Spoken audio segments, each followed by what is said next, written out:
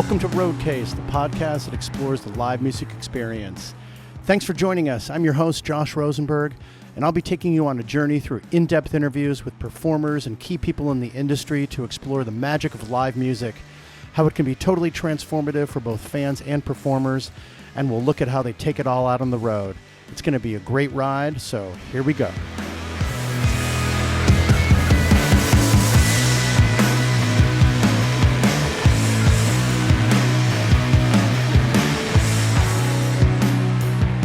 Hey everyone, welcome back to Roadcase. This is Josh Rosenberg, your host. Thanks for joining me. I'm super psyched to be here this week. We got a great episode today, and we got a bunch of great episodes coming up. Once again, I'd really like to encourage everyone to get involved with the Roadcase community, and there's a bunch of different ways you can do that. First, you can go to our Patreon site at patreon.com/roadcasepod, where you can join the party, leave comments, check out some free goodies that we're giving away there, and we're going to have some exclusive content that's available only at Patreon in the very near future. So go check that out. I'd love to get an email from anyone that wants to join the party at info@roadcasepod.com is where you can contact me, or you can check out Roadcase Podcast on the socials. We're at Roadcase Pod on Instagram, Twitter, and Facebook. And of course, we got a YouTube channel called Roadcase Podcast. And of course, also, you can subscribe to this podcast on your favorite listening platform, which you probably already know. But it would be great if you could rate and review us with as many stars as you feel appropriate, and just comment, let me know what you think. So today, I'm really excited to have Kellii Scott with me. He's the drummer for the band Failure. It was just really a total pleasure to talk to Kellii and jump into his mindset for a little while. Failure is a band from the 90s. They were active from like 1993 to 97 time frame, and then they came back recently in 2014 after a long hiatus, and they reunited, and they not only played a bunch of older material, but they put out a couple of new albums, one in 2015 called The Heart is a Monster, and then in 2018 with one called In the Future, Your Body Will Be the Furthest Thing from Your Mind, which I would tend to agree with. And Kellii is such a truly interesting and compelling human. I really enjoyed talking to him about his mindset.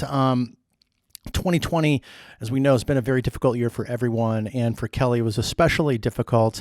He struggled with colon cancer scare and had an operation for that. It's all been taken care of, but God, it's just been such a difficult year for him. And Kellii's also struggled historically with addiction. He's been clean and sober for many years now, but uses that as a touchstone in his life and the way that he looks at the world, and we have a really interesting discussion about that. We also talk about how his mindset and the music and coming back to the music has really geared his thinking for the future and how he thinks about himself at this time. He's just a really big-hearted guy. For those of you that know anything about Kellii, you know what I'm talking about. For those that don't, you'll learn so much more about him during this interview. What I really identified with Kellii is that power of being in the moment. He takes that into his music. He's been a session musician. Failure has gone back and recreated some older albums from the 90s in their entirety. They were going to do that during COVID, or during pre-COVID. Hopefully they'll come back and do that again, but I understand they have some new material, which we also talk about. But I know that you really enjoy this interview. Thanks for joining me on this one. We have Kellii Scott from the band Failure, and here we go.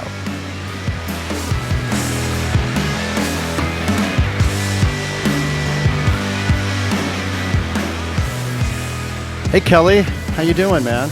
I'm good, thanks. How are you? This is good. I'm good. This is the official start of the interview. Perfect.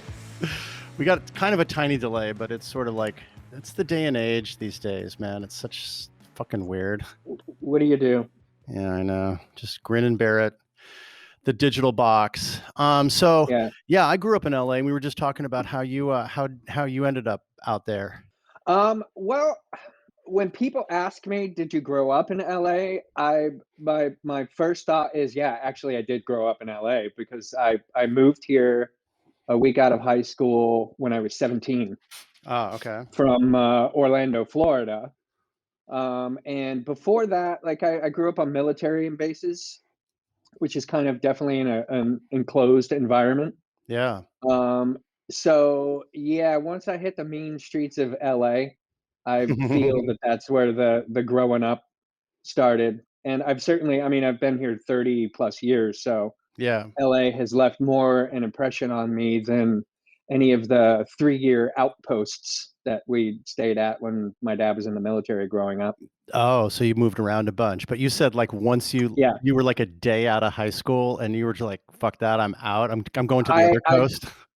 I graduated on June 12th, and I drove to LA with a few other friends. 6 days later, on the 18th. Wow. Ish. Yeah, and most of them soon, like within the ensuing weeks, made their way back home. Oh, nice. LA was a bit much for them. What did you, oh, they did. Oh, they bailed. Yeah, yeah, yeah.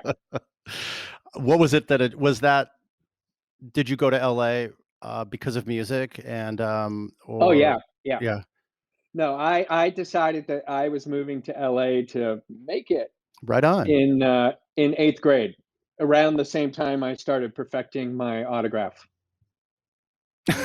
Oh, really? Yeah, that was a concerted Yeah, effort to yeah, do a cool one? yeah, they both were Oh, hand that's in so hand. funny because The dream was born. I did that for a while because I knew I wanted to I was, very athletic, so I wanted to be a professional athlete, so I'd sit around and do that. What was your process? Well, I mean, a lot of daydreaming, there was the autograph and coming up with a cool rock name and, um, planning my revenge, like, after I made it, like, what kind of fancy, expensive car I was gonna drive home in, Yeah. that as soon as everybody saw it, it would say, "I told you so." Um, I mean, not unlike pretty much, everybody daydreams of their, escape to a better world and a bigger self, Yeah, when they're in 8th grade. yeah. And you came out as a drummer? You Yeah, yeah, yeah. you'd been drumming for quite a while, as I understand? 5 years? I Mhm. mean, I started when I was roughly around 12 is when I got my first, like, full drum set. Yeah, yeah. But, I mean, I, for whatever reason, had a lot of natural talent towards it, Mhm. and I pretty much gave up all of my extracurricular activity as soon as that happened. Like, I would just come home straight from school and just rock out with records until it was too late. And then I came up with the fancy idea of putting towels over the drums so they were much more muted Mm. and I could continue to, sort of like edge my parents. Come on, they're not that loud. Let me play for another hour. Um, you know, and thankfully, my parents were super cool and super supportive. When I would Yeah. play, they would just turn the TV up louder. Yeah, wow, that's great, that's great. Not everyone has that.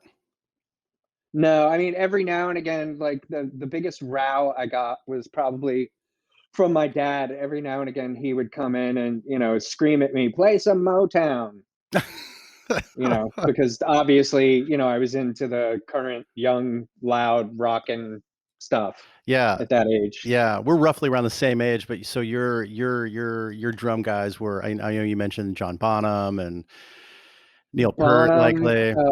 Neil Peart, the drummers of Iron Maiden, Nico Mhm, McBrain, Clive Burr. mhm. I was a really big Tommy Lee fan. Oh, yeah. Um, Stuart Copeland at all? uh, Definitely Stuart Copeland, although there was something about his sensibility that perplexed me in a way that I never really attempted to play along with any of their records. Hmm. Um, Yeah, it was kind of bizarre, but I would definitely like I spent hours and hours and months and years playing along with Rush records. Yeah, for sure. I mean, Yeah, there's nothing wrong with that. So did I, and I'm not even a drummer, so there you go. yeah.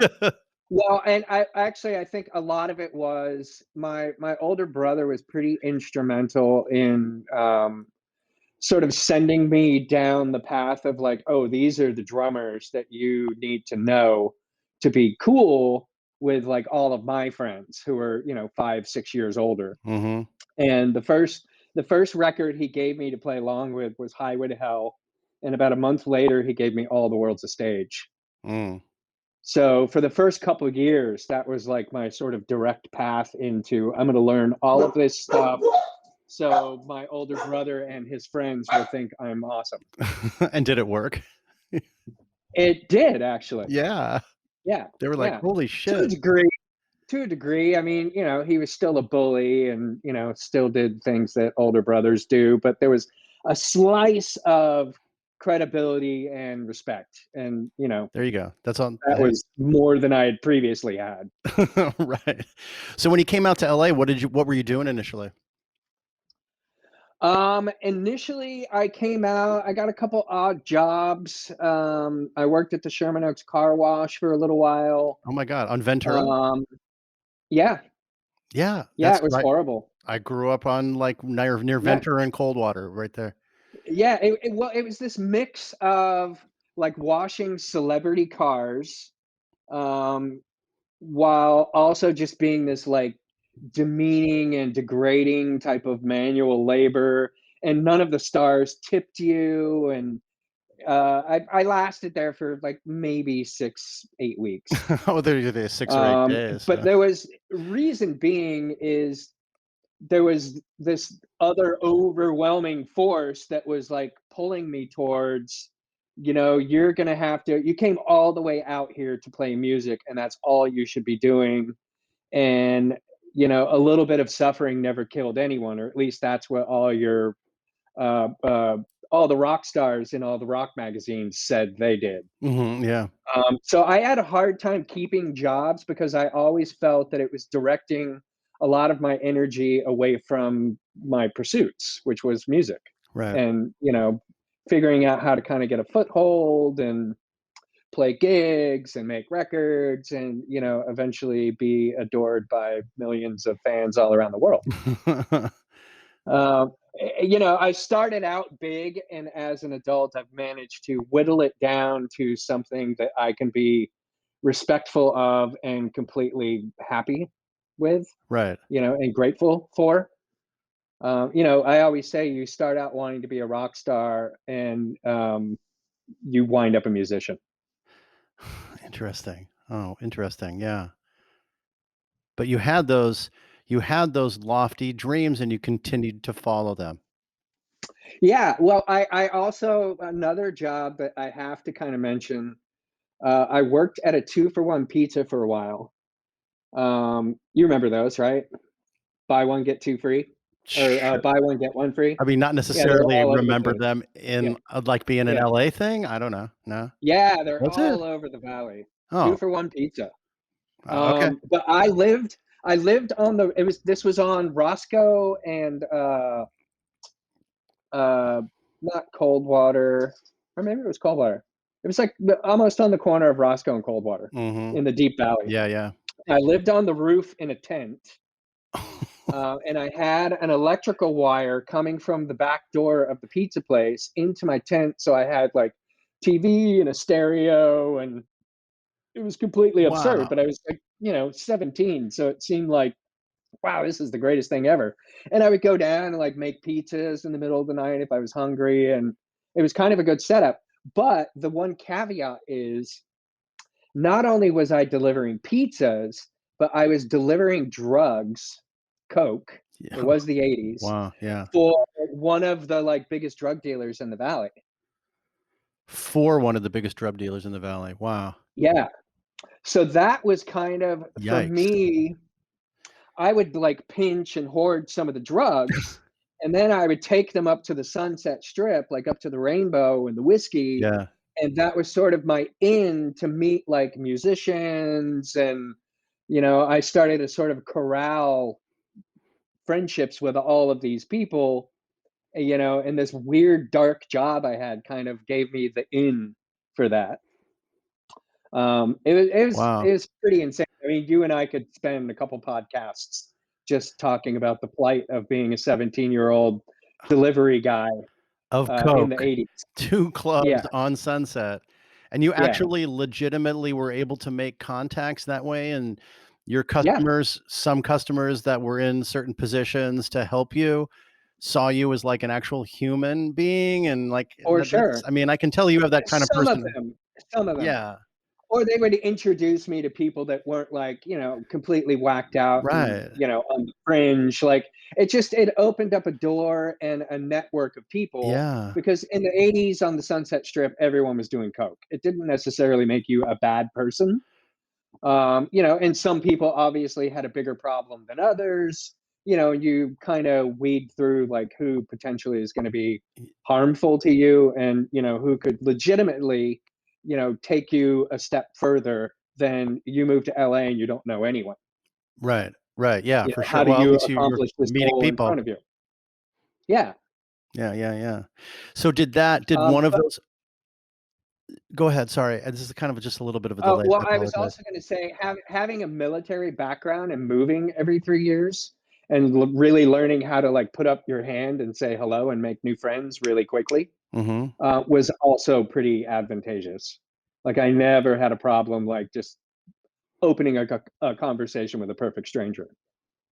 Yeah, yeah, you were good at that. I mean, I can tell even now you have that kind of Yeah, personality, you know? yeah. I like talking. I like people. I like Great, people. great. That's awesome. That works for an interview too. Same same Yeah, I same mean, with me, by the way. I've never been blamed for having nothing to say. If anything, I don't envy interviewers having to go through all the material and edit it down to something that makes sense in 30 minutes. Yeah, oh, I won't worry about the editing part, no, we'll keep it all in. Cool. Okay.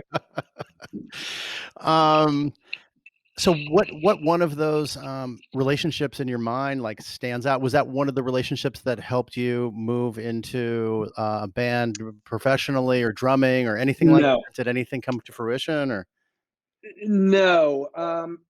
Those relationships, by and large, I think helped me feel less of an outsider, and more a part of like this really. I mean, you got to understand, like Los Angeles and Orlando, Florida, couldn't be more different from one another. Yeah, So it's pretty, especially when you're 17, you still don't know how to do your own laundry or feed yourself, or, so many just adult life skills that aren't in your arsenal. And then you show up to this place and you want to accomplish this thing, and there's like millions of people. Like, where do you start? So it gave me more a sense of belonging to a community, and I could walk down the street and say hello to people that I knew. It bolstered more of a self-confidence and more of a sense of belonging. yeah, My first actual in was shortly after I stopped doing the delivery of drug thing, and moved into Los Angeles. I wound up meeting a bunch of guys who were in this band called Liquid Jesus. That was probably in like '89. mhm, And shortly thereafter, they had seen me play. We were doing a bunch of gigs together, and they were always kind of eyeballing me from the wings. And eventually, they approached me, and they were like, "We're looking for a drummer." I'm like, "Oh, cool. Well, what kind of drummer are you looking for?" And one of them, kind of casually was like, "Well, one like you." Um, it was kind of weird though, because just to step back a second, I had gotten a friend of mine an audition with the band, and then they told me they were interested in me being the drummer. So I'm kind of in this conundrum. I go with my friend who's got this insanely huge 10-piece set to audition for the band. mhm. And the whole time, these guys are like nudging me, trying to get me to knock this guy off his drum set and be audition for the band. it was kind of a weird situation that I was in. Yeah. And he got butt hurt, and actually, I never spoke to him again after that. But I did sit down to play a song, and I wound up joining the band, and we made a couple records. But that was sort of my first into like the '90s were just about to start, and there was no longer the Sunset Strip, and Yeah. this luckily dragged me into a more respectable, burgeoning alternative scene. So clandestinely, I wound up. A lot of people in the '80s on the Sunset Strip saw the end of their career really quickly when the '90s hit, because they couldn't, for whatever reason, pivot toward what was coming. Mm-hmm. Um, I think about like I've never really thought about that moment and just how sort of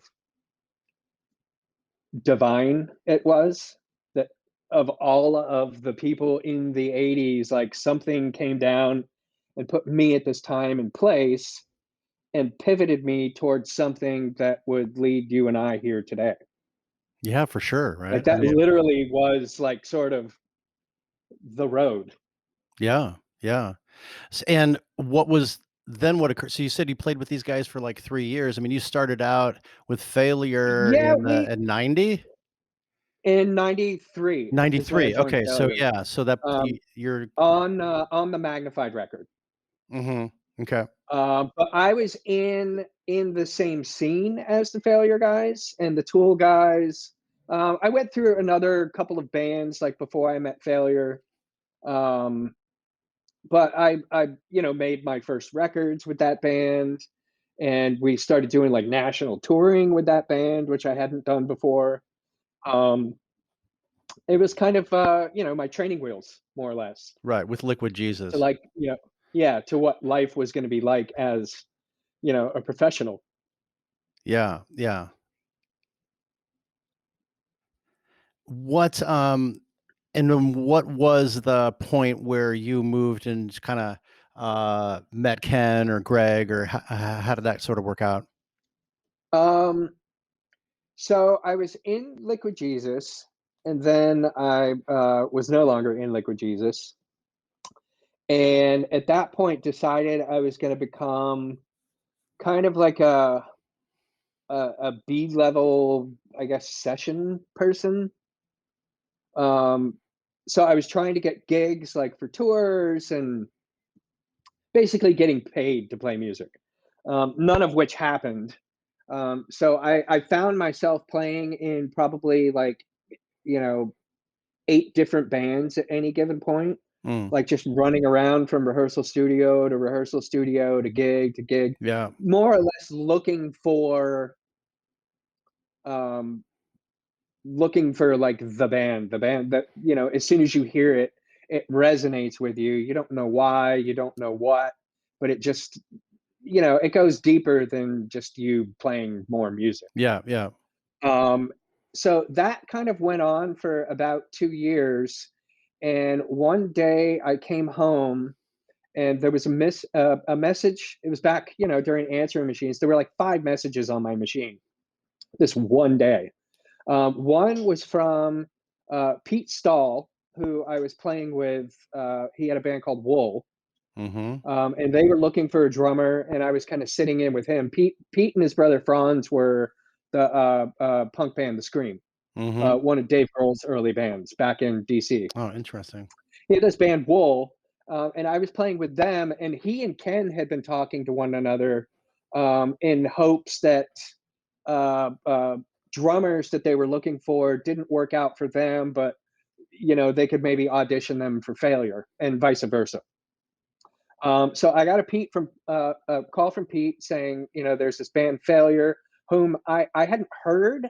I vaguely remember seeing a club poster for a gig they were having, but I didn't know anything about the band. There was another message from Tom Morello, who I knew really well from the Oh, Liquid yeah. Jesus days. Mhm. He and one of our guitar players lived together. I actually knew him previous to that. He used to rent movies from a guy I was in a band with, and he used to come to our shows all the time when he was Mhm. still in this band called Lockup. on Geffen, like way before Rage.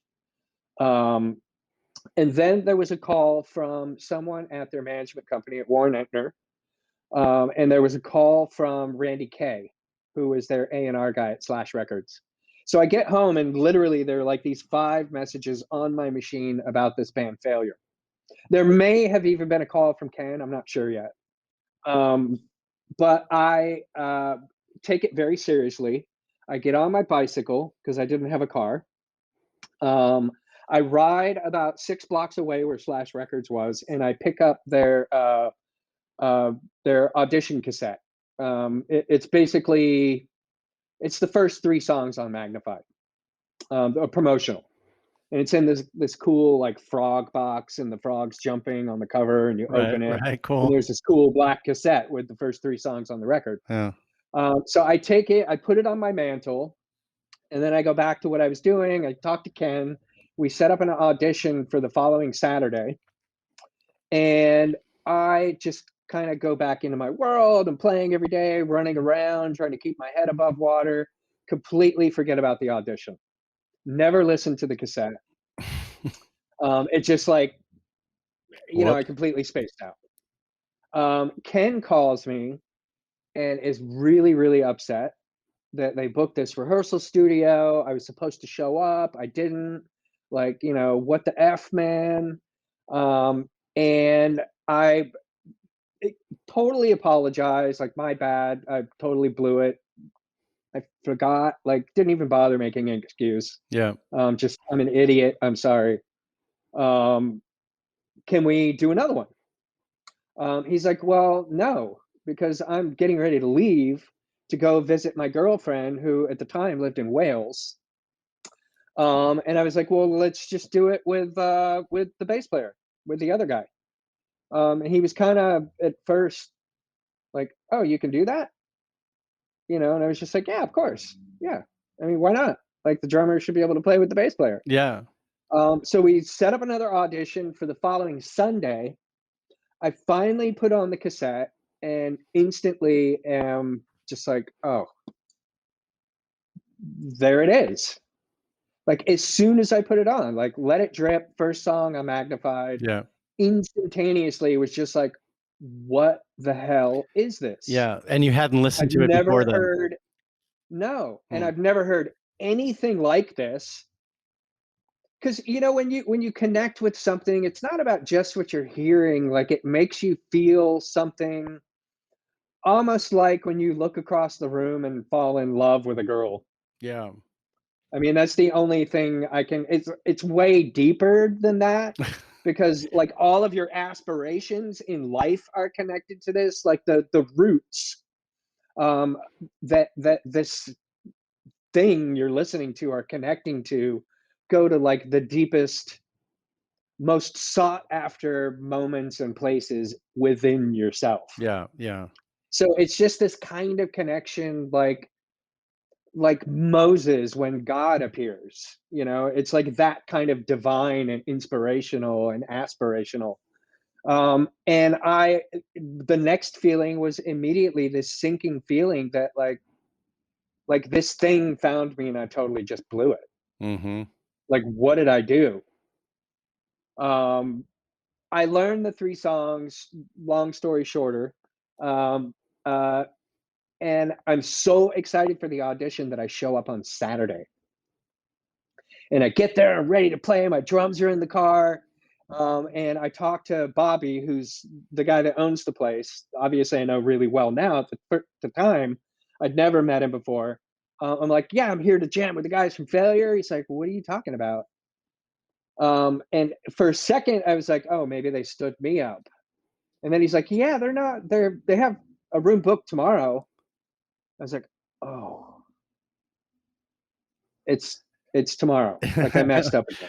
Not really. I mean, And you messed up. That's yeah, okay. I mean, I kind of like bashfully and slightly morbidly embarrassed asked him not to tell them, or not to tell anyone for that matter, that I showed up a day early Yeah. and blew it again. I mean, obviously that's not going to look good.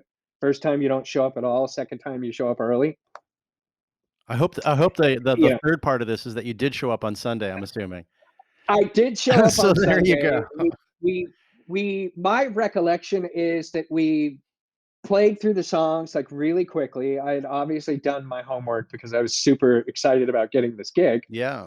We maybe played through Frogs, which is probably the more difficult of the 3 to play one extra time, but it was quick, like, within 20, 30 minutes, we walked into the office, Greg called Ken in Wales, and I had the gig. Wow, that's cool. So I'm just curious on that, it was a demo tape or whatever they gave you or, um, on that, was there like an electronic drum track or was there someone else playing the drums or did you come up with Well, what ended up to be the drum parts for those and you just presented what your no, ideas were? How does that work? How did that work? Magnified was already recorded.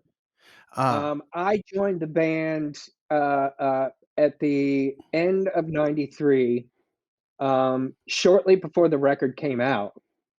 So I did manage to make it into the credits, ah, I get it. Okay. as All a right. special My bad. thanks. Yeah, yeah, yeah, yeah, But yeah. the record was, yeah, it was already recorded. They previously had a drummer, um, what was his name? Something Gardaki. He had done like a couple around town shows with them, maybe like a half a dozen at most shows. Mhm. But when they went in to record, he probably lack of experience, like just didn't cut it, and Yeah, yeah, yeah, yeah. they had to get rid of him. Oh, okay. Okay. But what they did do, I think they kept his hand parts, or they found like a good loop, like Undone is a good loop of him that they just looped, and then they overdubbed all the fills, and Hmm. they overdubbed the kick. They used Trigger, drum machine, for the kick drum part. He also did Frogs, and they also re-triggered the kick drum, and replayed. The engineer for the record I know was a drum corps major, so he played some of the snare fills and things Huh. like that. And then the rest of the record, Greg played drums. And what they would do is they would play the snare part, then they would play the hi hat part, then they would trigger kick drums, and then he would play tom parts. And they put all of that together. So it's this amalgamation of uh, real drummers playing a loop, sampled kick drum parts, and Greg building drum parts drum by drum, Wow. Wow. which was incredibly difficult to learn how to play those things, because there are definitely a few of them on the record. The way they appear are either really close to or completely impossible for a real person to play. Oh, interesting. So It it's was like made very, very challenging. yeah, yeah. More challenging than just like, "Hey, here's this dude on this record playing drums, learn his So parts." what do you do Um, when you play those parts live? You just do the best you can, like, obviously. well, now they're my parts. Like, shortly after that, like, we literally when I joined the band, Ken was gone, then Ken came home, and we finally met actually down the street from where I live now at House of Pies, and hang out a couple times, but Greg left on a family vacation for a week, and then they were both back, and we rehearsed for about 3 weeks and then went on a world tour with Tool. Wow. And then after that, came back and started writing and recording Fantastic Planet. Was that the first time you'd been on tour, globally? I mean, No, to Europe, yes. Yeah. mhm. Yeah, But I had toured the States quite a bit with Liquid Jesus, right. and regionally with a few bands after that. Yeah. But yeah, this was the first time, like, the show, So you know? how'd that feel? I mean, you're smiling even now, like, thinking about I it, mean, like, you've got this shit-eating I grin, like, "Oh, yeah, man, it was it's cool." insane. It's totally I mean, there is nothing better in this life than to be able to do what you love and just like go all the way around this massive world sharing it with people. Yeah. I mean, it's like I can't even quantify like what an amazing multi-part stimuli like it, on so many levels. Like it's just amazing. Yeah, and you guys were Um, really well received as as a opening act for Tool. Then they took you all around and uh, that was kind of a mixed bag. I mean, it was during the early Tool phase, so all of their fans were really, really hardcore. yeah. And we would get things thrown at us, and we'd get Well, shit, screamed you at, just yeah, and you "You wow, Tool!" wow. So we kind of nipped that at the bud fairly early by having Maynard come out, and he would introduce the band by kind of like berating everyone and basically telling them up front, don't be a bunch of idiots. Like, this is our favorite band. Shut up and listen to this band. Nipping it in the Like, bud, you like yeah, and that went a long way with the fans. And then usually every night we would have a member of Tool come out and participate on one of the yeah, oh, songs yeah, I that we read were about uh-huh, yeah, yeah. But you were telling me what it's still for you, you were I was asking you what was that like to go out globally, and you were just so effusive about how to go around taking this show on the going to all these places in different corners of the globe and it feels so great. Were you what part of this were you thinking about? The part where the Tool fans were, like, getting pissed that you were playing before their band, or what? Exactly which part was great about that for you? Yeah, that I mean, that is a very like, the playing itself, I mean, we were playing like a half hour. We literally would play every song we knew, and then that part of it was over. Yeah.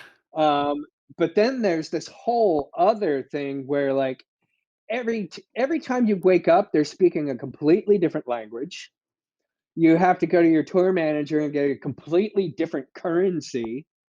So your brain is also in this, like, constantly, like, learning and exploring, and, like, it's almost like being on a medieval ship and going from port to port, like trading your goods. I mean, that's actually exactly what it is. Yeah.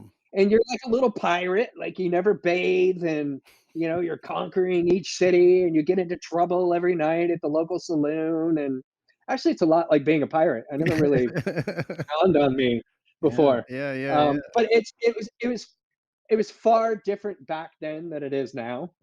Like, now you approach it as an adult. Like, I wake up, I eat my fruit and my spinach on the bus. I drink my shake to make sure I'm creating more muscle than I'm burning. Yeah, And I go online and find like where like the great like vegan or plant-based restaurant is that I can go to, like, between sound check and the gig.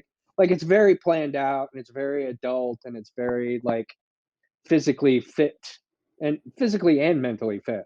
Like, it's yeah, very yeah, structured.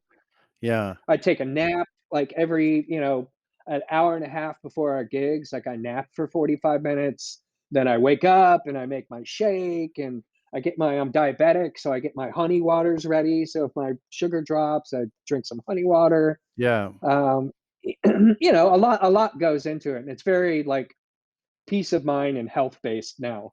absolutely. I mean, because 'cause you've had, like, Um, a really I mean, everyone's had this has been a shitty year for everyone. This has been an exceptionally challenging year for you, just to kick it forward while we're on the health talk. I'm very careful to use, like, I don't use words like, "Oh, this is a shitty year," and "Poor me, this fucking thing happened to me," and "This is the worst thing that's ever happened." Like, I don't do that. What you're referring to, I was diagnosed with cancer. Mhm. Um, we caught it really, really early because I take care of myself, and, I have a family history of colon cancer, so I do screenings. Yeah, And something showed up in the screening, then, within 4 days, I got a colonoscopy, and within a week, I had all of my CT scans and MRIs, and, within 3 weeks, I was like, "Okay, when are we gonna chop this thing out of me?" yeah, wow. Um, unfortunately and fortunately, the COVID thing was hitting. And my doctor was like, "Well, I can get you in next week, but there's like a 95 to 98% mortality rate." I'm like, "What?" Like, it's only colon cancer. She's like, "Yeah, but everyone's infected with COVID, and we're overrun with COVID, and I can't, none of us have been tested because, like, this is such a huge Uh-huh. emergency challenge for all of us. I So this can't was like say that." you're going to have 6 people in the surgery with you.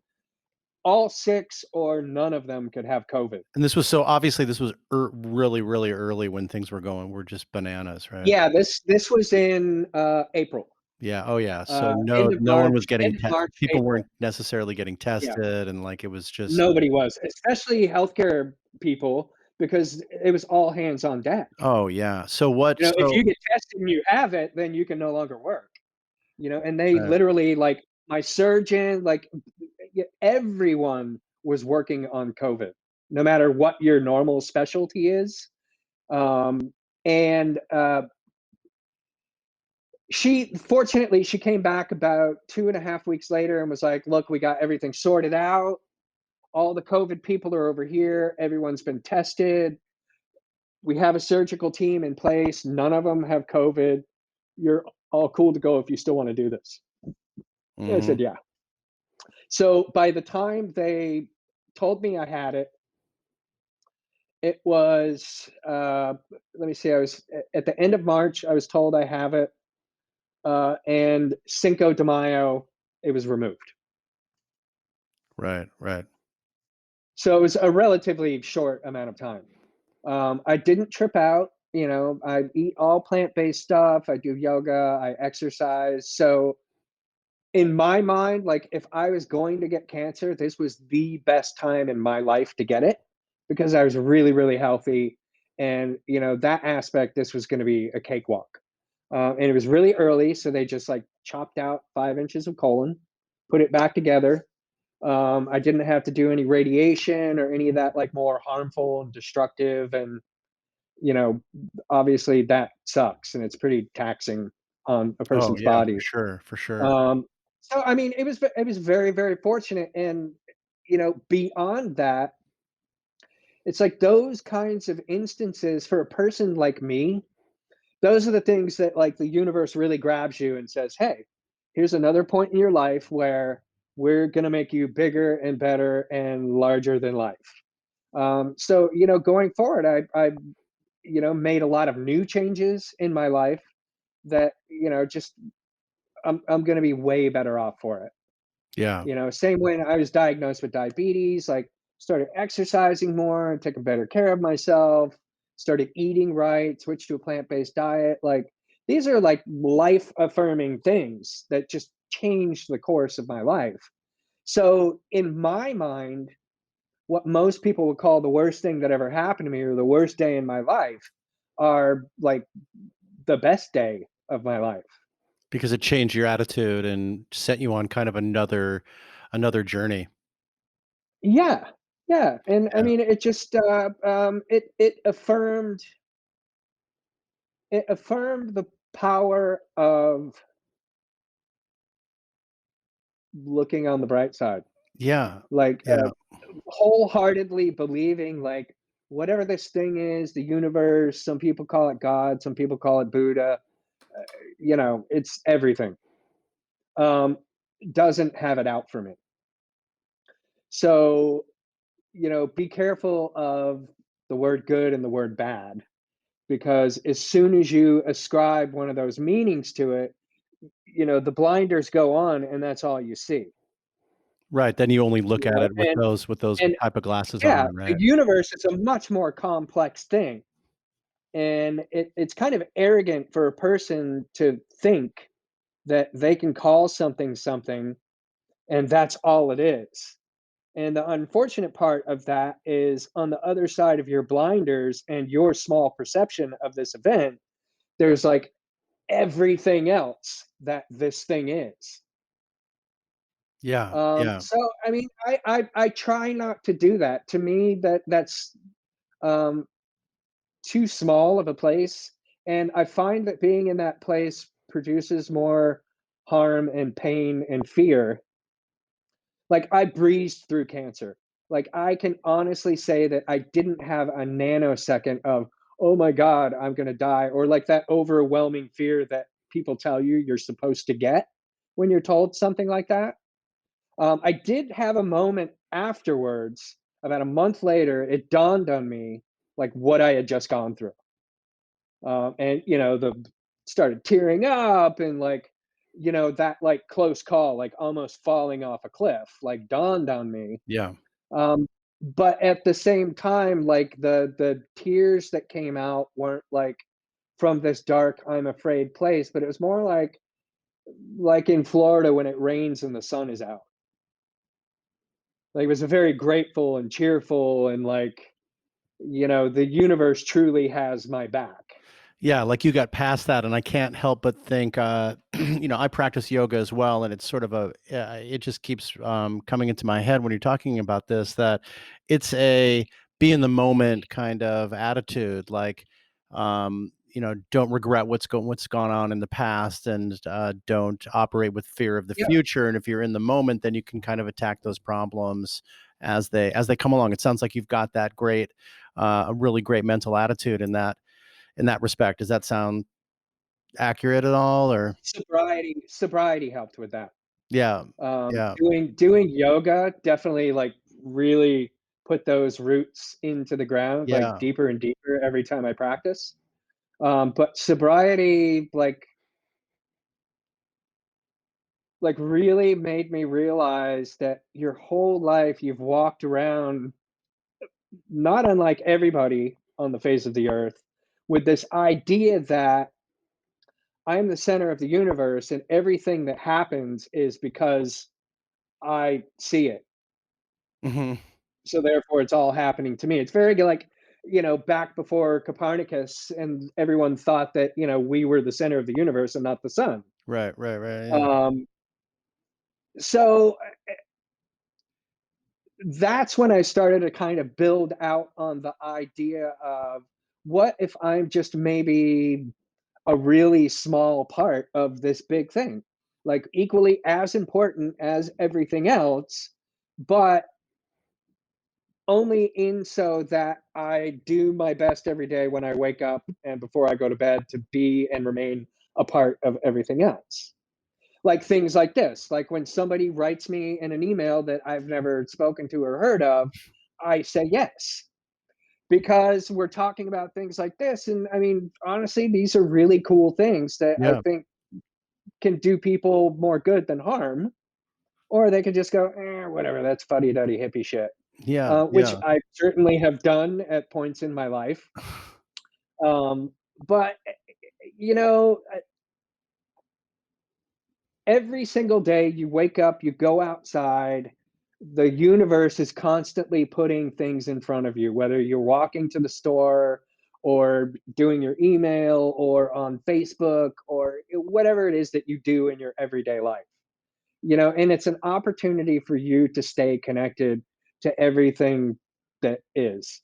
Because when you're alone and of and for yourself, you get really lonely, you get really tired, you get really dark, you get really fearful, and it just now knowing what the other place looks and feels like, I don't want to go back to that place. And fortunately, I know that it's me doing it. So the moment is now. Now that moment's in the past, and I have this moment to change the past. When you say So staying in the moment gives you the opportunity to constantly fix your mistakes and walk forward in well, because 'cause you're not judging your own the light. self, right? Yeah. Yeah. How can you? I didn't create me. I don't know what my purpose is. My purpose is to show up. Right. But when you say you have this kind of clean attitude, there is that the sober element factors very much into your way of thinking, right? That it you said that it is me Yes. making this statement. Now, that implies that there was another you at one point that was making fucking bad choices? I mean, I don't Yeah. know, I mean, of I course. caught that little I'm looking No, for that no, distinction, I kinda actually. caught that, maybe I'm wrong. It's always the same me making the same choices.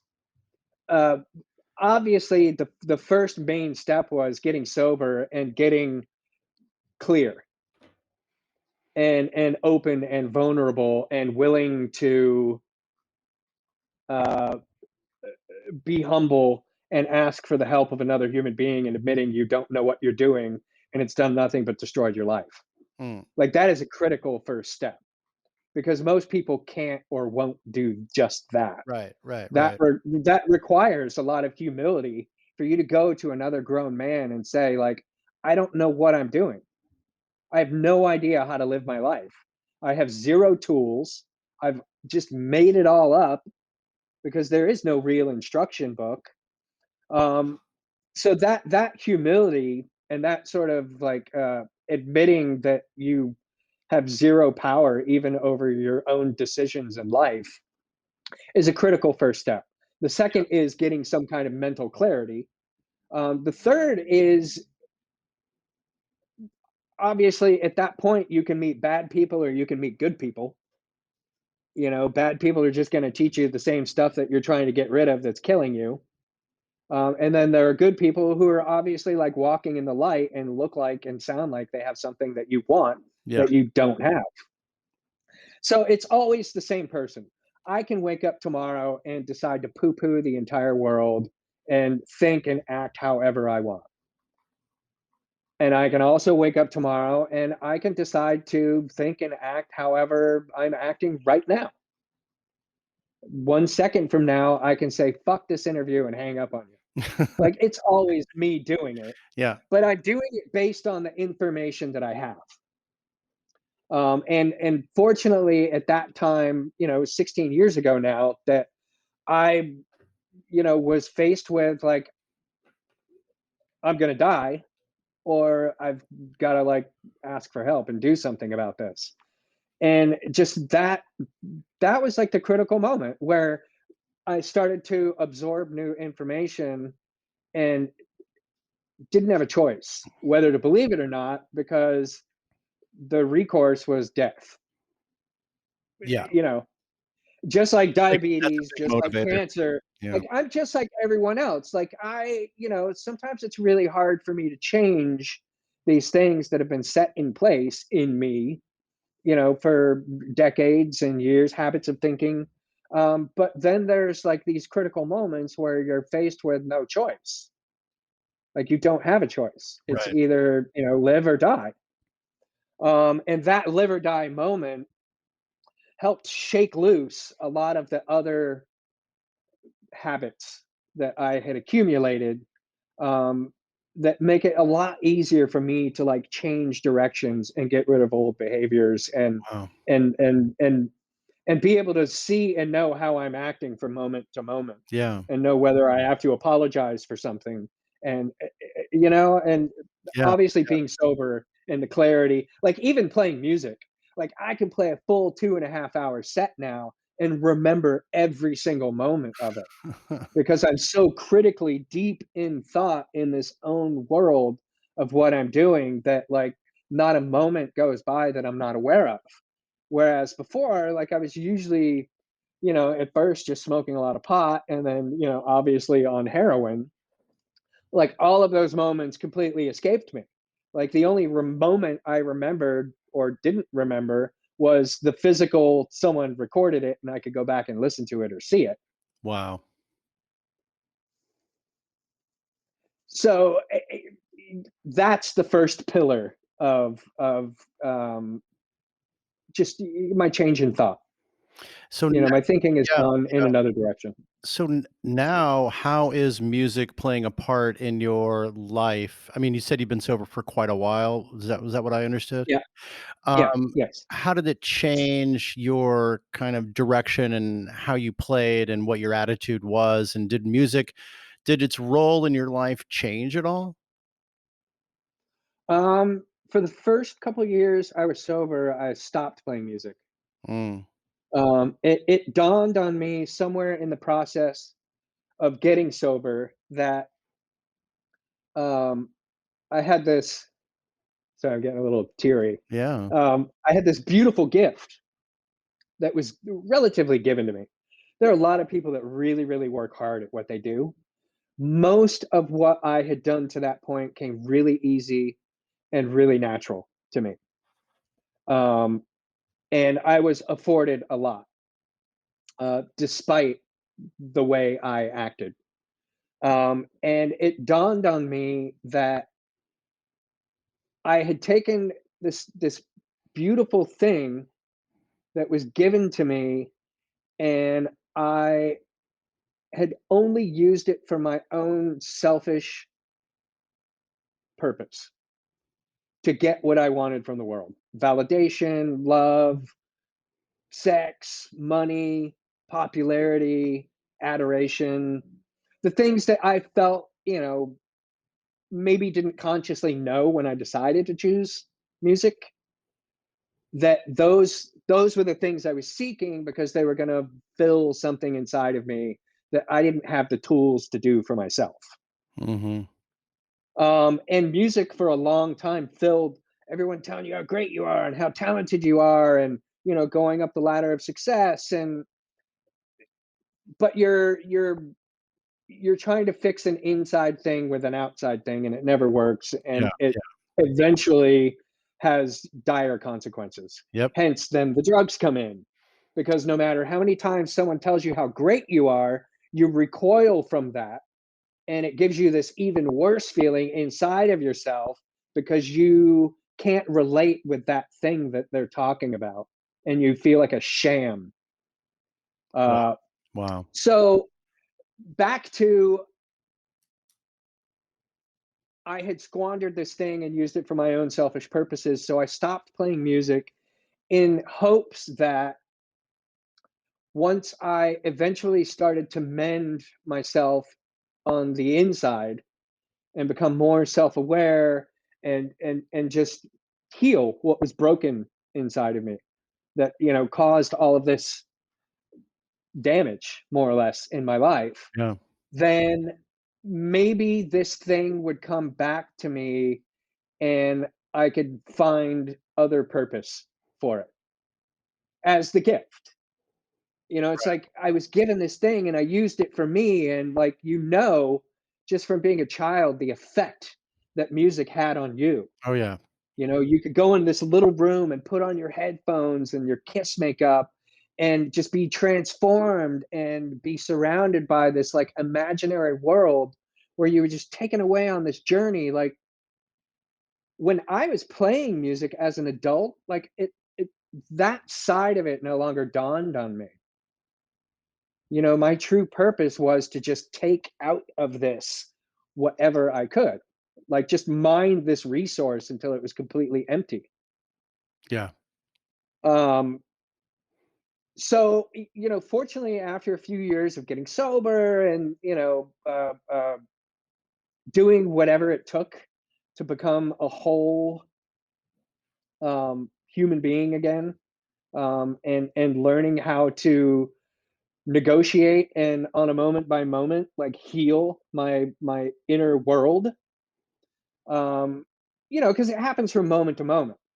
Like, someone tells you you suck, it's like, do you go into getting angry at them? Do you feel bad about, like, you're constantly negotiating like how all of this makes you feel on the inside. Um and so, that's what I say. It's like living in the moment also requires you, like, to live in the moment, like with everything, including yourself, and you hear and feel about all of the things that you come in contact with from moment to moment to moment. And Yeah. it's extremely exciting. And it's also exhausting in like a really kind of, you feel like you accomplished something at the end of the day. Like, I sleep really well at the end of the day. Yeah. Yeah. And how did this all Um, kind of bargain into your comeback with failure? Because it sounds like, you know, that you had so many you had struggles, the band had struggles, you guys as individuals had certain, um, personal stuff that you were each struggling with, and then you have such, clarity, now, and you have such an amazing mental attitude, and now you've been back with failure for a number of years. Um, yeah. is that sort of reflective of what your attitude was? And, did that make you happy to get back together? And was it part of your overall recovery and personal growth? Was it, one and the same along those lines? Um, all of the above and one and the same. Hmm. So, through my personal journey, one of the things that I had to come to terms with and be okay with was that my Led Zeppelin my like true only purpose and musical calling in life, failure, had broken up 15 years ago, 10 years ago, and it was going to be okay. It was okay that that happened. And I had to be okay with it. Um, up until that point, I mean, it was a sore subject. Like, I didn't want to hear you guys should get back together. You guys were the greatest band. And, those were just one of many things in my past that I had to come to terms with and eventually be right with. Mm-hmm. That particular thing was part of um, me becoming okay with maybe just playing music in general is the end. Like, this is the end of it. And the universe has another purpose. Like, I was running recovery homes at the time. So, I was helping 12 guys 24 hours a day in this house, like on their journey to getting sober Mm. and, mending and making their lives more peaceful and enriching, um, while doing a lot of this inner stuff hand in hand, which was great for me. Learning how to show up no matter what. Like, you get up, you make your bed every day. Yeah. Previously, like, the bed doesn't seem like a really big thing, but my whole life I never made the bed because why? I'm going to sleep in it later. Well, that why, because I'm going to sleep in it later, is the excuse that I use to not show up for and do things throughout my life. Yeah. Yeah. Isn't there some sort of like, Like, I think it was like a military thing where they're like, do just your day is a series of tasks, and the first one is just make the bed yeah, when you get up. learning how to show up no matter what. You say you're going to do something, you do it. Mm-hmm. So, in this house, like, everyone has a chore, including me. So what do? I take the biggest chore. So when someone else isn't doing their chores, I am I have the right to tell them that they need to do their chore Yeah. or they need to leave the house Yeah. because the house requires all of us. Like, there isn't one single part of it that, can be left undone or the whole thing falls apart. Yeah. It's Yeah. not just about you doing drugs anymore. It's about learning how to like live your life and show up for it. And we're all in this house, so we all have to show up for the life we have in this house. You do what you say you're going to do Yeah. That because comes. I like a clean bathroom and that's your chore. I like a clean living room and that's your chore. You like a clean kitchen with dishes? That's my chore and that's the biggest chore in the house because I had to do it 3 times a day. Yeah. Yeah. So don't tell me you didn't have time to do your chore. Do you? So you sound. It sounds like. Just things like that. Yeah. It sounds like you have kids. No. Well, that was I mean, I would definitely be a really good father. I had 12 adult children for, 6 years. Changing faces, though, I would put them out after a year, and then make room for a new person to come in. Interesting. Interesting. Wow. But it was all part of that thing, and the sort of self-awareness Yeah. and reconciling my past and being okay with it, and whatever controls all of this moving forward, it's not here to hurt me. It's got something. As long as I walk forward, I'm going to run into whatever it is that's going to enrich my life and make me feel like a productive, positive member of society at the end of each day. And it might be a different thing for 30 days straight, which I did a lot of. I sold snare drums for a while. I got a gig doing Gucci store windows for a while. I got another gig being a maid, like cleaning people's bathrooms for like 6 months for money, which was the ultimate in humility. Like having those inner conversations while you're on your hands and knees cleaning someone's fucking toilet. Yeah. Is this journey of self-awareness and healing that you're on important enough for you to do the worst job in the world and be okay with it and find a sense of accomplishment, and you will clean a toilet better than anyone else. And I learned how to do those things, and eventually, like, I started to get more and more responsibility, and it's weird, it's magical, it's insane, like how much happens when you take your hands off the steering wheel and you're okay with just showing up, Yeah. doing the next right thing in front of you. And that's kind of how my life since sobriety has been. Like 3 years later, I ran back into Louise Post from Veruca Salt, Mhm. and she was sober, and she asked me to play drums in her band. Like we previously in the '90s, I had flown out to Chicago and did a Veruca Salt record Yeah. right during her dark time when her and Nina were breaking up, and it was a dark time for me.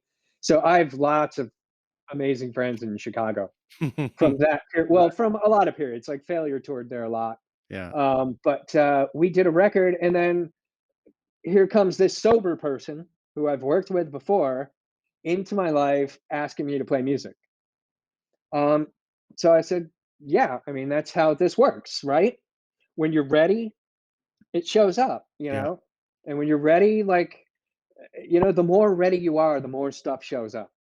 So I joined Veruca Salt. We did a record. We toured like nonstop for about 2 years, just all over the U.S. a couple times. And then, slowly became Linda Perry's drummer after that, which is a big deal. First, I was her drum tech, and I redid all of her drums. It was her way of kind of getting to know me Right. because she has a very small crew. She doesn't allow outsiders into her world. My sponsor was working in her band. And one day she was like, "Oh, I'm tired of paying all these prices to have my drums set up and worked on for records." And he was like, "Oh, I know a guy." And she had met me once or twice before. Like I'd gone by the studio with him just to say hello or whatever. So she hired me to do a record and was like, "Oh, this guy's cool. And he plays drums." So she eventually hired me, and I was doing both 5 days a week for like, 5, 6 years, like the ultimate dream job, like playing on Christina Aguilera records and James Blunt and Katie Tunstall and Dixie Chicks and Yeah. Faith Hill and like I mean it was massive. And every time one of these things happens, it's just like you show up and you're just there to give. You're just there to give. Like you have this thing, and she needs me here as a tool to do whatever it is that she wants, and she requires and gets the most from me.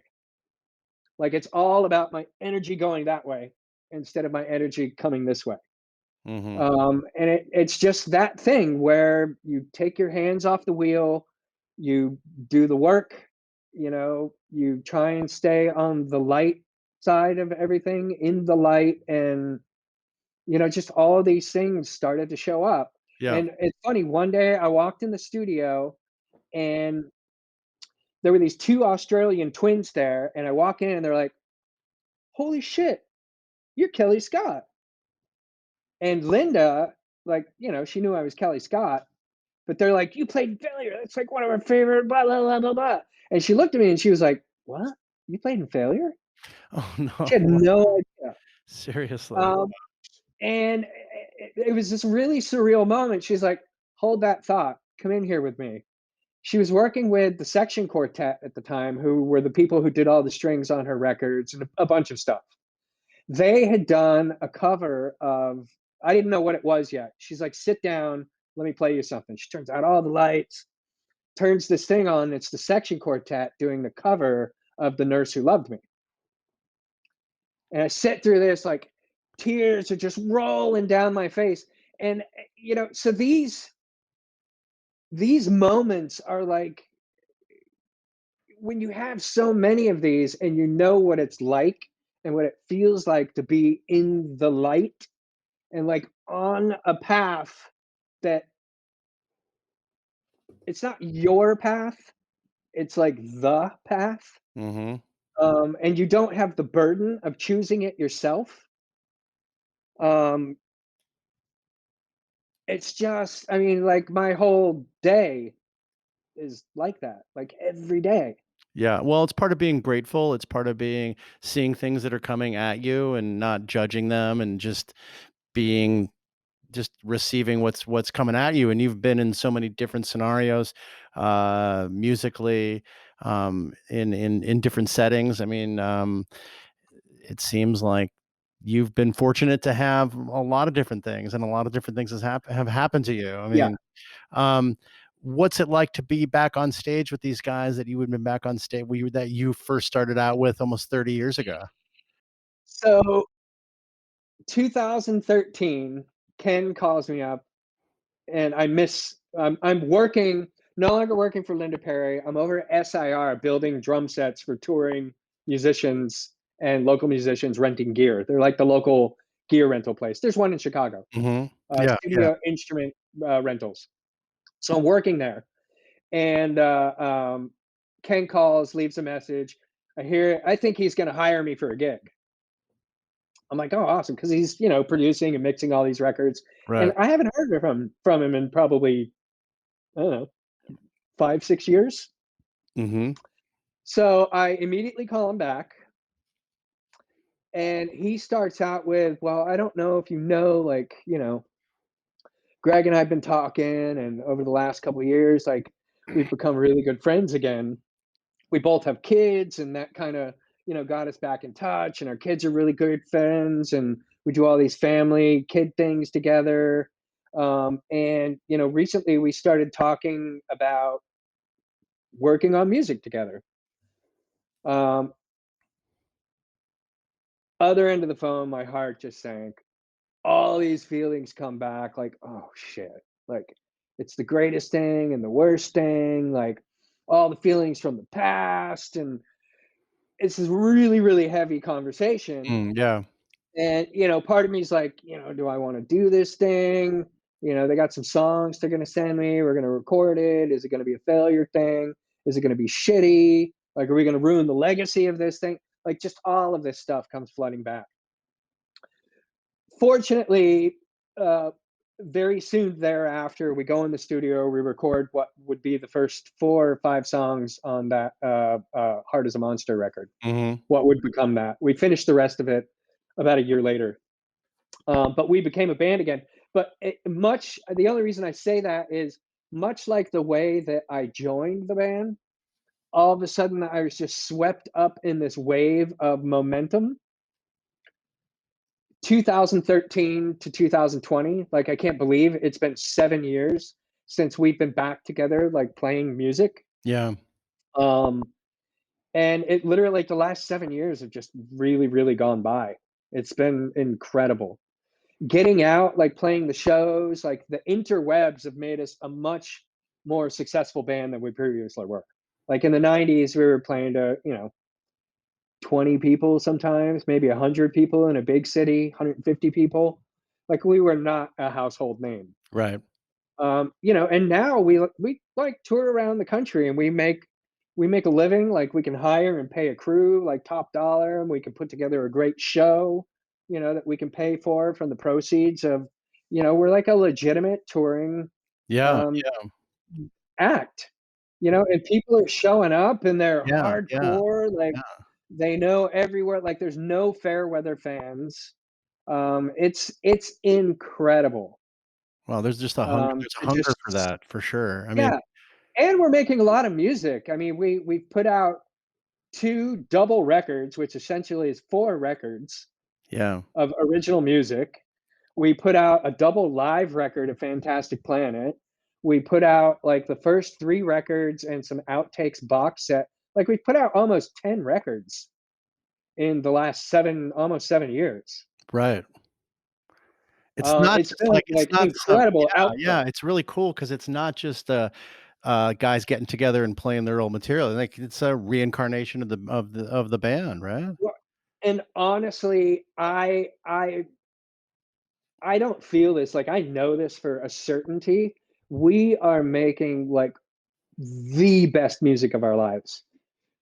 Like, the first record, The Heart is a Monster, like, was incredible, far better than anything I believe we had Yeah, previously I really done. liked it, yeah. Just mainly because, like, all of us individually have done all of these things that we just didn't have. We hadn't accumulated that much experience playing and writing and recording. music before we broke up. Like we had all only been, you know, me probably the most, but because I wasn't there most of the time or aware of it, I had never really embodied the experience that I had before joining Failure. But we were all pretty experienced by the time we broke up. Yeah. Fantastic Planet was probably the most experienced and the biggest undertaking any of us had collectively done before. But since then, like the Heart is a Monster is like all of those years of experience we individually had going into that one project, and it shows. I mean, it sounds better. The songs are way more articulate. Like I can listen back to that record, and maybe there's like one drum fill, or there might be one thing that I wished I could take back.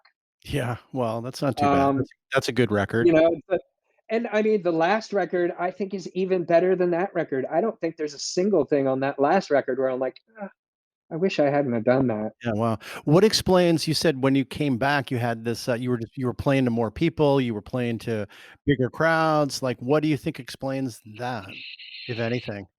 The internet, the internet. I mean, it started with people making mixtapes. You know, because it was in the '90s when we broke up, so there still Mhm. really wasn't, you know, internet in your house. And then things like Napster, which started that whole trading music thing. Right. You know, and then the internet, and you know, one person turns another person, and then social media, and I mean, that's the only way I can really explain it. Our records have been out of print since the '90s. Yeah. You know, there was no way you could buy a Failure record until, you know, like digital platforms came along, like Apple and things like that. Yeah, yeah, yeah. Um, so yeah, the internet and bands like Deftones and Tool and you know, some of the bigger bands like the Mastodon guys, Troy being in Queens, mentioning Failure in the press. Mhm. There's certainly a lot of that. Maynard is a big proponent of that. Like he's always and frequently had good things to say about Failure throughout the years. Um, you know, so there's some of that. There's also like some of the Tool fans that we did acquire back in the day that have just stayed tried and true, and we've become kind of this weird little world and staple inside the Tool umbrella. Mhm. Especially now that it's become more K rock friendly and not just like hardcore people wanting to kill themselves to really awesome music every night. Right. Hey, stop that! Stop! I know there's somebody here. One thing I read that you said was interesting, you said, "I don't enjoy playing drums, but I enjoy the byproduct." Is that still, w can you explain that a little bit? Is that what is the byproduct and how does it affect you? It's not that I don't enjoy playing drums. Um, from the outside, like not being in the act of playing the drums, like I enjoy it. I mean, it's amazing. Like I get to do what I love to do for a living. It's definitely not meant to discount that. When I say I don't enjoy the drums, I'm speaking strictly about while I'm in the act of playing. First of all, if there's no music, like I can't sit down and play for any length of time. I find it completely uninspiring and boring. And you know, my thing is I like what happens when I'm reacting to music. Hmm. Because it's this completely unconscious thing where it just starts to pour out of me. It's not like me thinking my way into something while I'm physically playing, especially live gigs. I am so meticulously and deeply concentrated on playing everything perfectly, without blemish, articulate, that it's slightly painful. Mm. It's this real. It's not tight because obviously, if you're watching me play, like I always look really loose when I play, and it's not that I'm thinking in a way that like I've got the four bars in front of me already mapped out in my head. I'm Right. so in the moment, and my all of my energy and focus is directed solely on the specific note that I'm playing in that moment, in that moment, in that moment. Obviously, the moments are going by really fast in the 3 minutes that you're playing a song, but I'm so deep and far inside of it that whether I'm happy or enjoying it, like those kind of human emotion type, yee, the things that make you smile, like those Yeah. aren't really coming into the process of what I'm going through to get to the end of that succession of moments. So I can take a deep breath, take a drink of water, and then jump right back into that place. I tend not to look out at the crowd and focus on the crowd because it's distracting me from that moment. I do it a little bit more going forward because that's part of the moment also. You know, I'm becoming more and more aware of that, especially since Failure got back together. Yeah. And being like just hyper aware of the joy that us going from town to town brings to people's lives. And the enough can't be said about being able to do something where all of these people come out to see you play and they're completely taken out of all of the effort that it takes to be them 24 hours a day in whatever life circumstances it is that they live in. Yeah. Um, you know, tragic, whatever, or the greatest, you know, the rainbow of whatever people's lives are, like all of us. Yeah. But the power and even more important, the responsibility that you have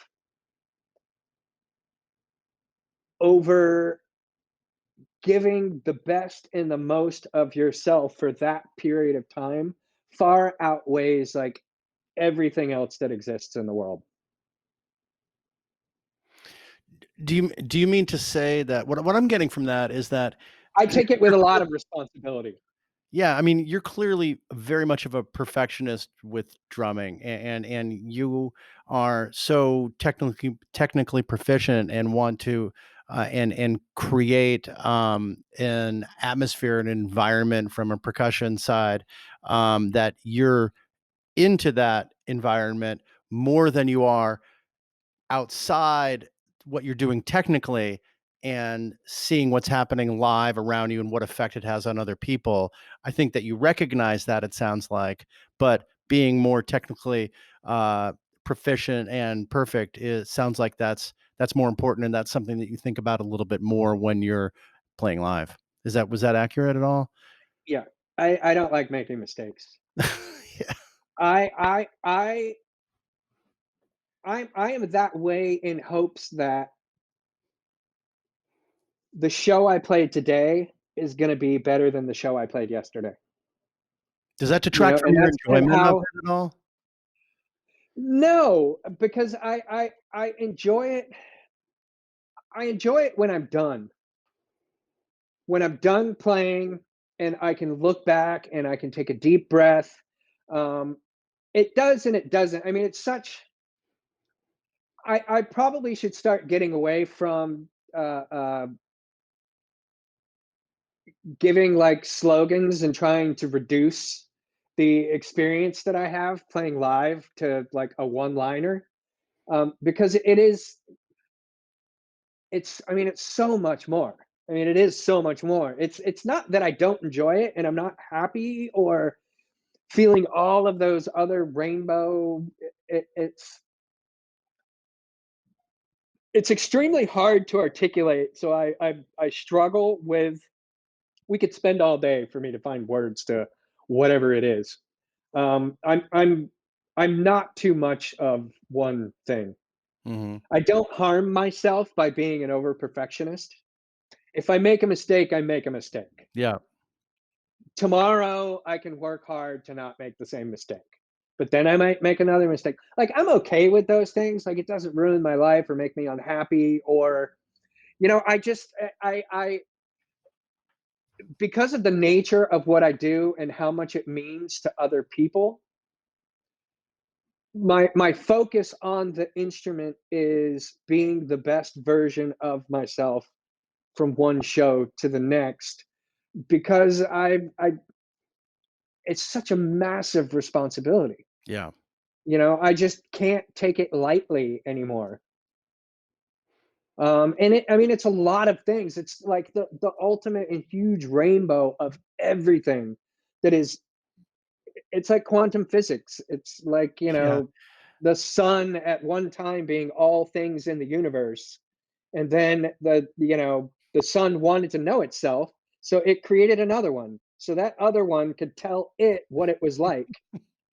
And Right. then that one wanted to know, and there you have the Big Bang. Yeah. I mean, People are just like that. It's like you're always in this state of self-awareness, but you're also self-awareness doesn't bear the fruit of a witness telling you what it is and to see it.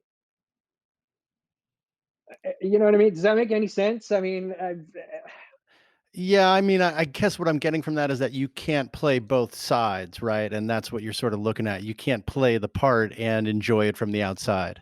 Is that kind of where you're at? yes, yes, Well, so how yeah, what pretty about much. you've done it you were doing a ton of session stuff. We were talking about with Veruca Salt. I guess you did some stuff with Christina Aguilera. Is that different when you're in how does that feel for you to be able to perfect No, that part and not actually, have to worry that about the is external factors, I guess, of a live experience? that is what groomed this part of my live experience. Going into, especially the Linda years, going into an experience where you've been afforded this position, you're like, of every single person in the entire world, that a lot of which could play circles around you. It has very little to do with your talent, because if it was based solely on that, there are a lot of other candidates. It's based purely on the universe decided to put you in this place at this moment, and things intersected, and someone asked you to do something, and you said yes. Hmm. So when I walk into that moment every single day, I'm hyper aware of the importance of the position and the critical nature of giving this person exactly what they want every single time, as easily and as quickly as possible, with no fuss and no doubt whatsoever that you're the person for the job. And as a professional, learning how to hone and enjoy that, like, really, that work ethic, um, definitely brought a lot to bear, like, for later, like, performing live and things like that. Oh, Like, yeah, I interesting. definitely take that same critical nature into it. And in the same way, like, Linda is still an audience.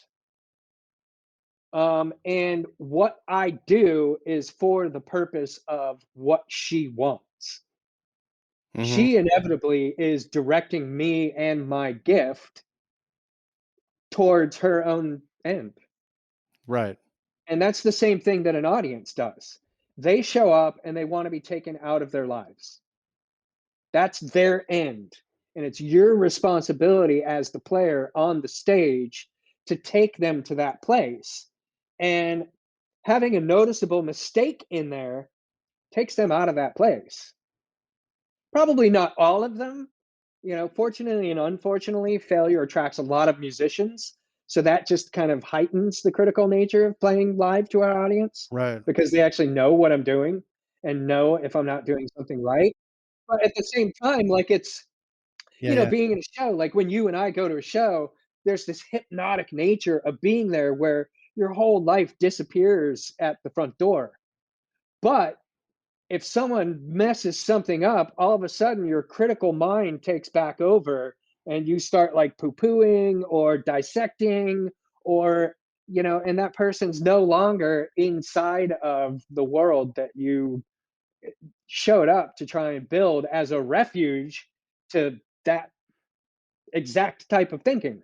So yeah, and we were talking earlier before we started recording just about the box sets and doing the shows out across the country and performing your album. So does that fuck with your head a lot when you're doing the entire, doing a show of an entire album? Just thinking about what we're talking about and having believing that there's some kind of expectation, external expectation of perfection, but also your own.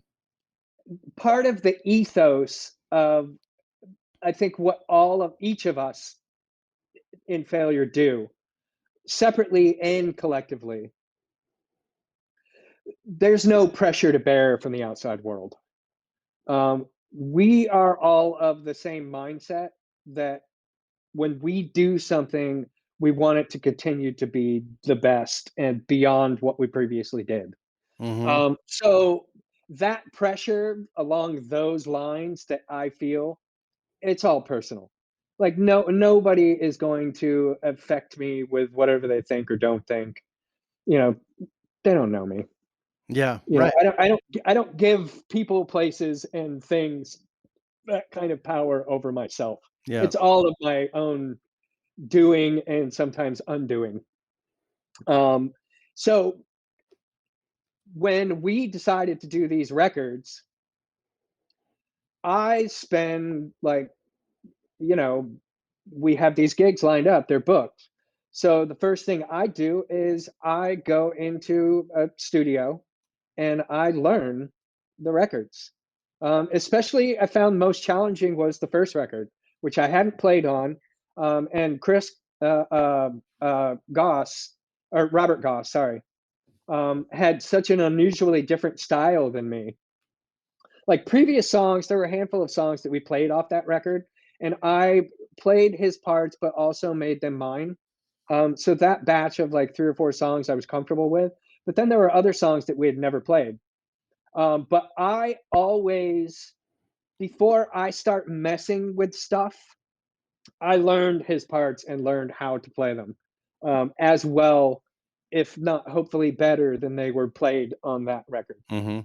Um, and then I go like, uh, mushing around with how I think I can improve or make this transition better or whatever. Honestly, on that first record, like his playing in the parts were so cool, and it's just such a part of the way that record sounds and feels that there wasn't a whole lot for me to even mess with. Um, but then, I hopped into magnifying the same thing. There's like all these drum machine parts. And so it was a lot of work for me to get to the place way before we collectively got into a room and started rehearsing those songs, Hmm.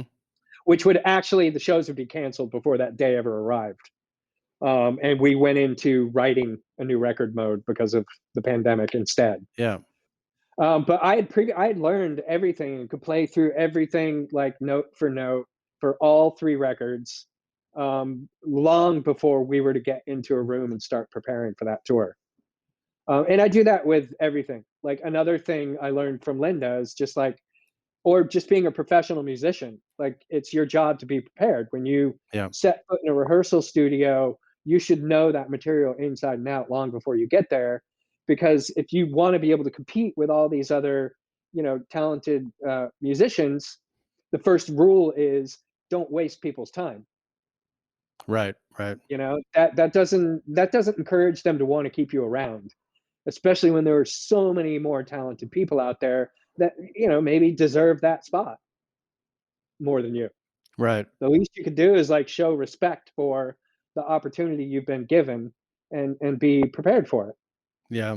Well, did you enjoy playing the full albums live more than, say, for example, when you guys were playing in the 90s when you were not doing full albums, when you were just playing, sets of single songs? Um,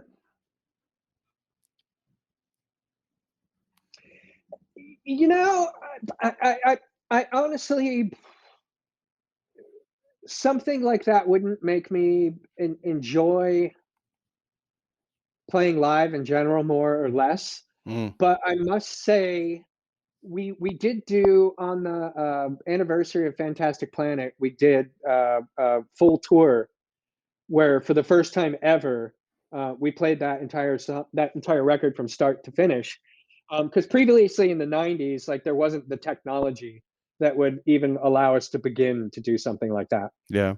Um, but now, through a lot of hard work and ingenuity, we found a way to be able to perform that record from start to finish. So, encompassing on that type of venture definitely is more fulfilling Hmm. because it's so much more grand.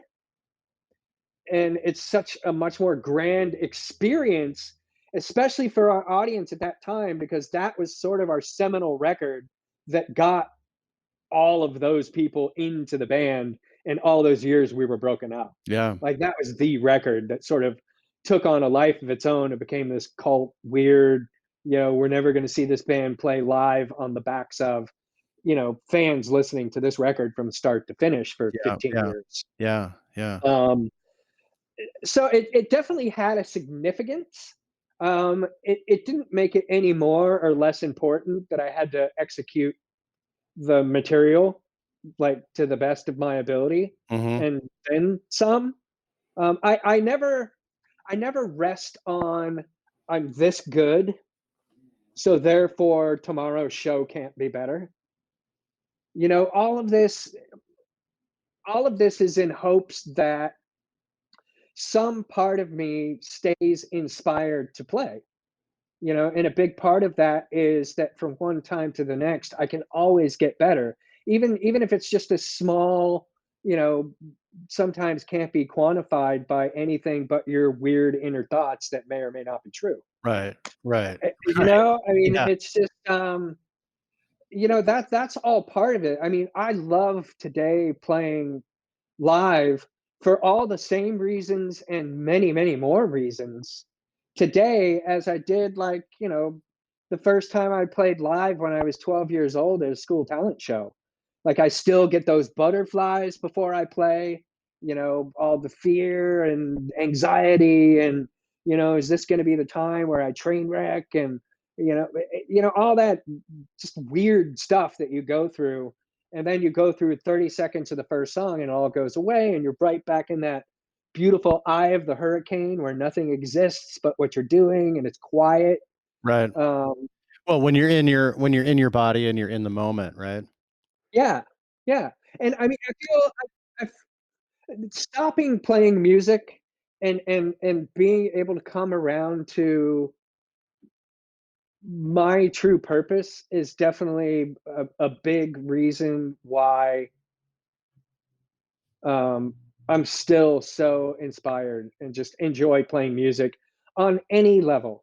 Like, I'll go out to the studio and people will send me like demos, and "I want you to play on my record," and they'll, like, send me something to play on. And I'll go out there and bang it out for a couple hours, and, Right. send them something back, and they're like, "Holy shit, the drummer failure played on my stuff." Like, That's so awesome, dude. I mean, it's just so, like, I could only imagine, like, when I was 12 or 16, like, if I was a guitar player and, I could send my tracks to, like, Tommy Lee or the guys from Iron Maiden, and they would, like, play on it for, like, 150 bucks and send it back to me. It's like, holy shit. Like, I just jammed with one of my idols. That's so awesome, dude. That's great. That's great.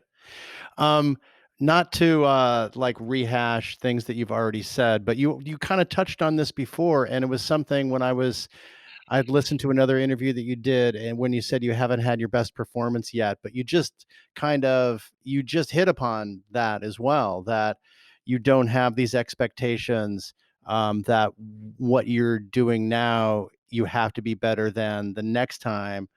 And that kind of dovetailed into that. That's sort of along the lines of what you had said before. Like you have not had your best performance. I think Yeah. that's as a fan of music, I think that's a great place to be. That keeps you going. That keeps you on the road. It keeps you doing what you're doing, right? Am I on the right track on that? And I think the major overarching thing that I'm trying to say, and I've said it in 1,000 words and probably could have said it in 2 sentences, is what I do isn't of, for, and only to my own ends anymore. I've by learning to direct my talent outward instead of inward, I've created a symbiotic relationship between myself and whoever it is that whatever I do touches. And it's not even just music. It could be like me going, I get out of the store and buy lottery tickets twice a week. And it's not about me winning the lottery. I'm contributing $20 each time to the happiness of whoever wins the lottery. Right. They get 20 more dollars of their dreams. But at the same time, I always make sure that I have $23 because the $3 I give to a homeless person sitting outside the store before or after I come back from buying the lottery tickets. So it's this whole, what you just said makes sense, that I do what I do in hopes of a better performance because you, as a music listener, keep coming to these shows in hopes of seeing the better performance. I mean, it's all the same thing. Like, we're completely connected. I'm not in any of this by myself. Yeah. Just because I think it doesn't mean that the person on the other side doesn't feel it. I'm hyper aware of it, like super, super hyper aware of it. I don't think you have to be hyper aware of it to receive the benefits of it. You Yeah. know, Yeah. whether you're aware of the complex feelings behind why you're at a show, you and I walk away from that show with the same exact feeling of, It's not always about hearing the perfection in the parts. It's also just about being in the room with others that are enjoying hearing a song and hearing the energy and getting into the music and feeling your energy and feeling your bandmates' energy. And it's kind of it's the whole package, really. yeah, yeah. And I mean, all the everything in the universe can't be known. You know, we have a universe Yep. Yeah. that knows all of those things. Well, Um, and I don't want to fully understand this because I want to just keep pursuing it, from a and listener. that is the magic. That's where the magic in life Yeah, lies. yeah. If I got it, I would not Coming, go to coming, the next coming. show. I mean, right? Yeah, coming to terms with, you can never know. Yeah. Right. You can never know, and that's okay. Like, that's actually where the beauty and magic of life lives, in being Absolutely. okay with not having to know Absolutely. and just showing up. Absolutely.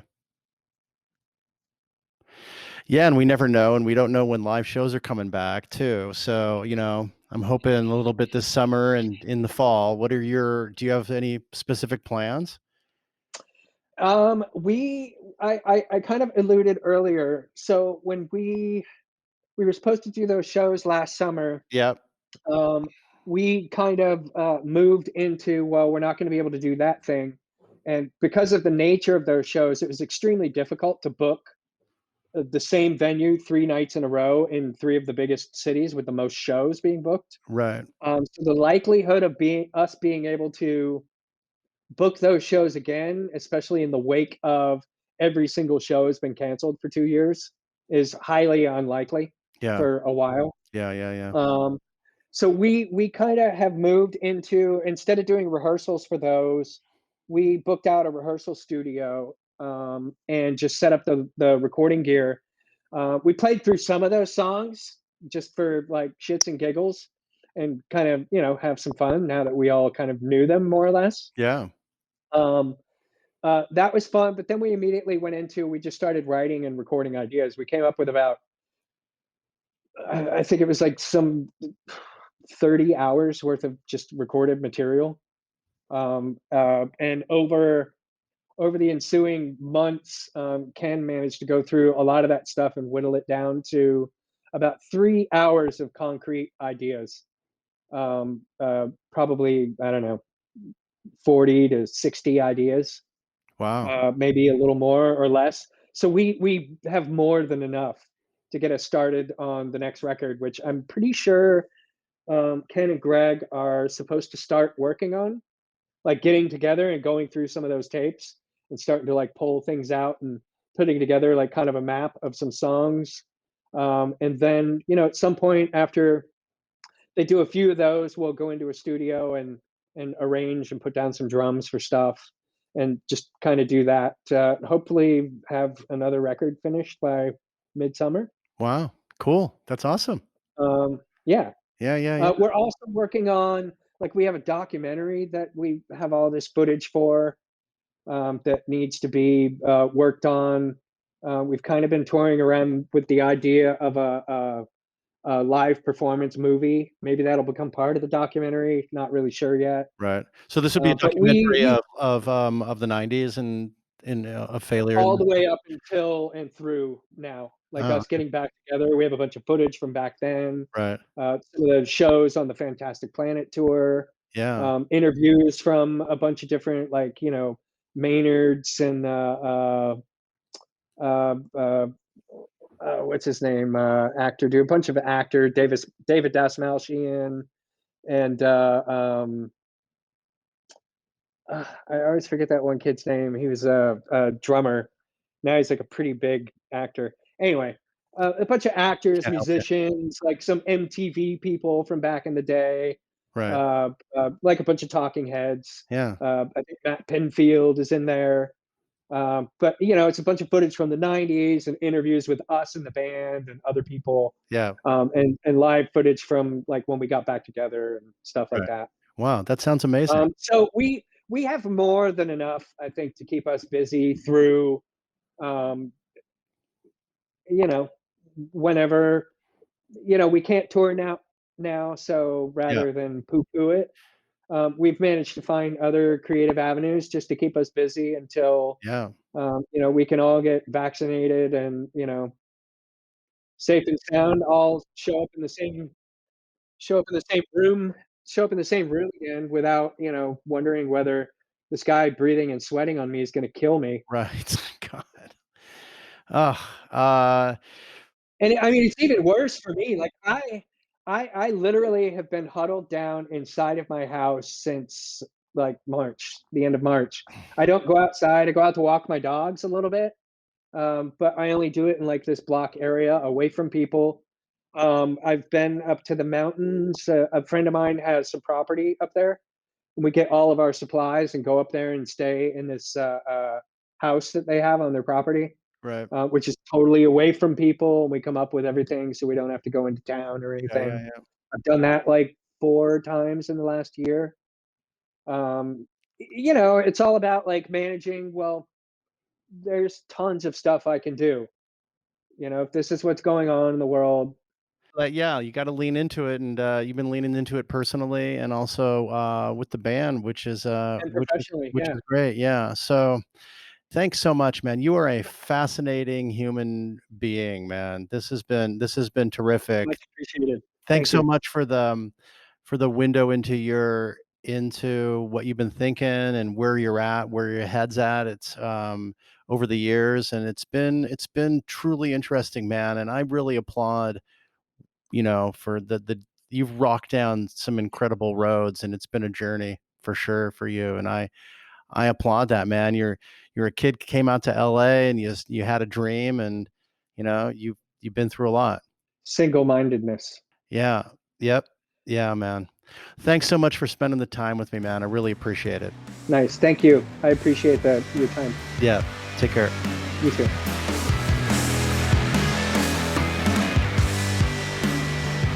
Okay, we're back. That was Kellii Scott from the band Failure. That was really an interesting journey that I took with Kellii.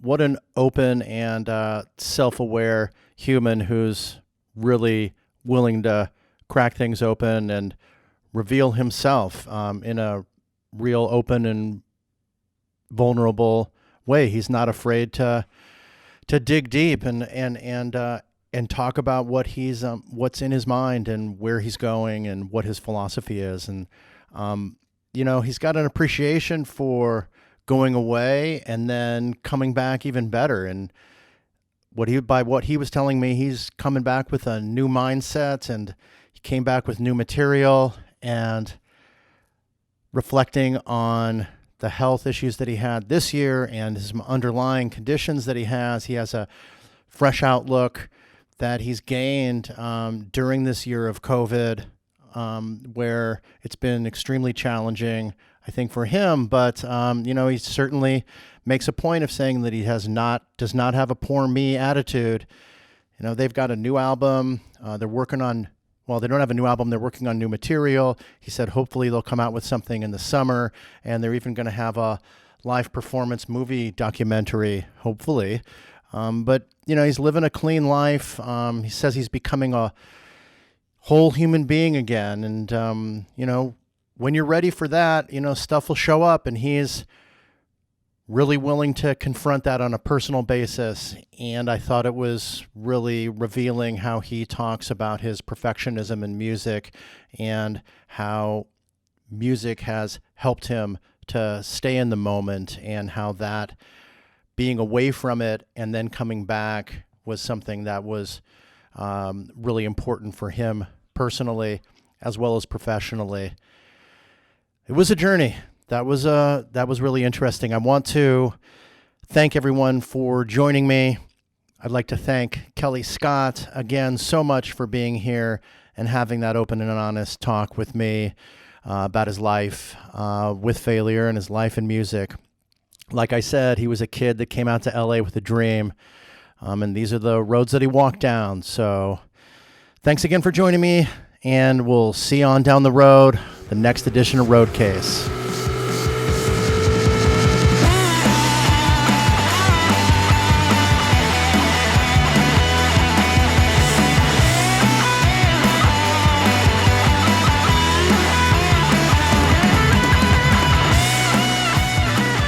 Thanks again so much for listening, and I'd like to encourage everyone to get involved with Roadcase. You can do so in a number of different ways. You can email me at info@roadcasepod.com with questions, comments, and even suggestions for guests.